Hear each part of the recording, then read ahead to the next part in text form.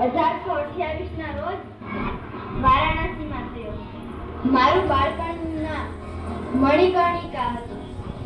લોકો મને પ્રેમથી મનો કહેતા. નાનપણથી જ મને ઘોડેસવારી, તલવારબાજી અને યુદ્ધ કળા શીખવાનો શોખ હતો. મારા લગ્ન ઝાંસીના રાજા ગંગાધર સાથે થયા હતા અને હું ઝાંસીની રાણી બની. પરંતુ અંગ્રેજોએ ઝાંસી પર કબજો જમાવવાનો પ્રયત્ન કર્યો. ત્યારે મેં નક્કી કર્યું કે હું મારી ઝાંસીની રક્ષા માટે અંત સુધી લડીશ.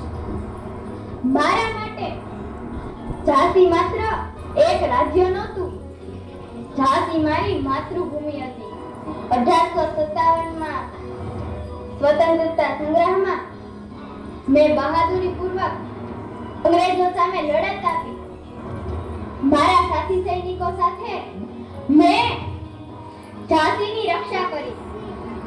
મને ખબર હતી કે સામે મોટું સૈન્ય છે, પરંતુ હું ક્યાંય ડરી નહીં. હું ભારતની દરેક દીકરીને કહેવા માંગુ છું, હિંમત રાખો, આત્મવિશ્વાસ રાખો અને અન્યાય સામે અવાજ ઉઠાવો. મારું જીવન દેશની સ્વતંત્રતા માટે સમર્પિત હતું.